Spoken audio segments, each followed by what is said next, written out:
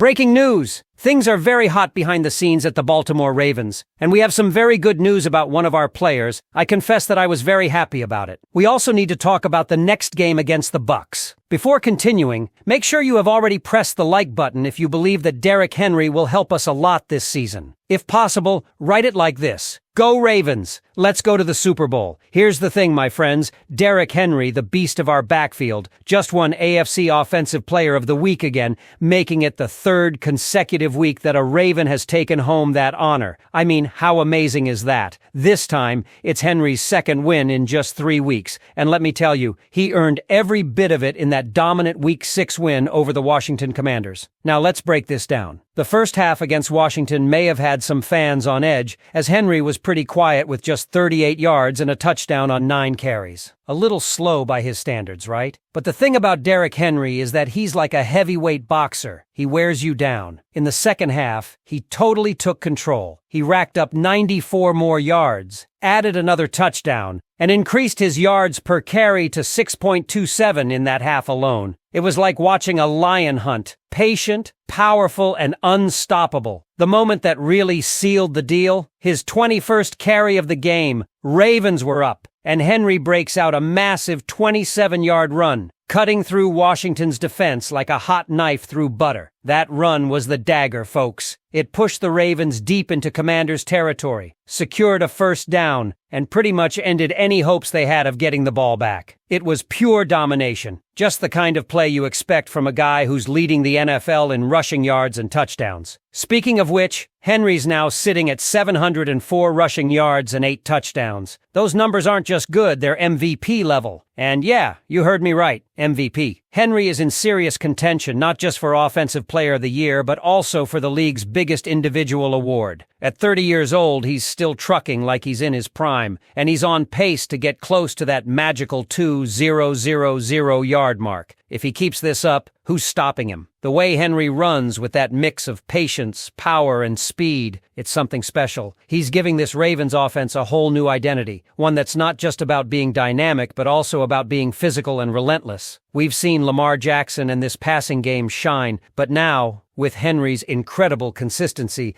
the Ravens have a 1-2 punch that could take them deep into the postseason. But enough from me, Ravens flock. I want to hear from you. What do you think about Derrick Henry's performance? Is he the MVP of the league right now, or is there someone else out there giving him a run for his money? And how far do you think this Ravens team can go with Henry leading the charge? Let me know in the comments below. Get ready, Ravens flock, because we have a thrilling matchup ahead. This Monday, October 21st, the Baltimore Ravens are set to face the Tampa Bay Buccaneers in a highly anticipated clash on Monday Night Football at Raymond James Stadium. Both teams come into this game with a record of 4-2, making it a critical showdown for playoff positioning. The Buccaneers are riding high after a stunning 51-27 victory over the New Orleans Saints, showcasing their explosive offense with a franchise record 594 total yards, including 277 rushing yards. Their second-half dominance will be crucial as they take on a Ravens squad that has been equally impressive. Baltimore has established itself as a ground-game powerhouse, amassing 1,232 rushing yards compared to their opponent's 354.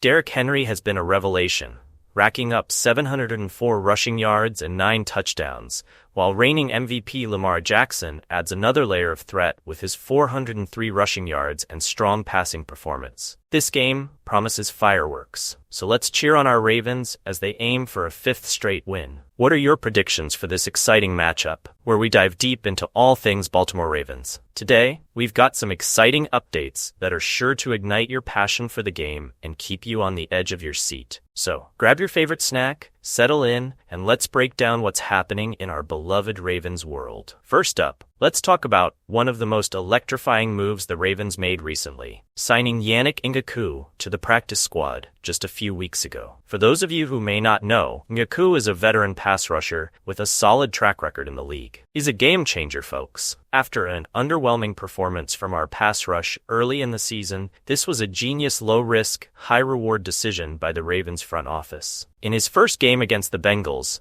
Ngakoue only saw 11 snaps, but it was enough to show he still has that explosive burst off the line. Then, in his second outing against the Washington Commanders, he really started to shine. He managed to get to the quarterback and even secured a sack on Jayden Daniels. That kind of production is exactly what we need on our defense, especially as we gear up for the grueling second half of the season. So, it didn't take long for the Ravens to recognize Ngaku's potential. They made the smart move to promote him to the active roster, which is fantastic news for us fans. Not only is he officially on the 53-man roster, but he's also getting a well-deserved pay raise. This move underscores how serious the Ravens are about making a playoff push this year. With other teams eyeing Ngaku, it was crucial for us to secure him before someone else snatched him up.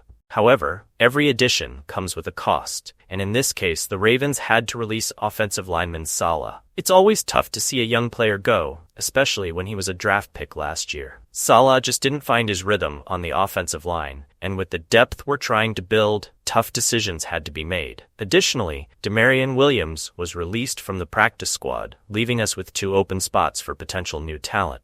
It'll be interesting to see how the Ravens fill those gaps in the coming weeks. Now let's pivot to the broader NFL landscape, because there's a lot happening. One of the biggest trades recently involved Davante Adams, who was sent to the New York Jets for a conditional third-round pick that could escalate to a second. Many Ravens fans are buzzing about why we didn't pull the trigger on acquiring a superstar like Adams. While it's understandable to feel a bit envious, we need to trust the process. The Ravens have a plan, and while it might not always involve big-name trades, they're focused on building a cohesive and competitive team. And speaking of trades, Amari Cooper was shipped to the Buffalo Bills, which further highlights the competitive nature of the league this season. It feels like every week there are new moves being made that shake up the power dynamics. But don't forget, our Ravens have been quietly putting together a strong roster. Players like Rashad Bateman and Zay Flowers are coming into their own, showing promise and talent. It's crucial to remember that while star power is exciting, development from within can be just as impactful in the long run. Now, let's shift gears to our defense. We've got an incredible group of playmakers: Kyle Hamilton, Marlon Humphrey, and Roquan Smith, just to name a few. The question on everyone's mind is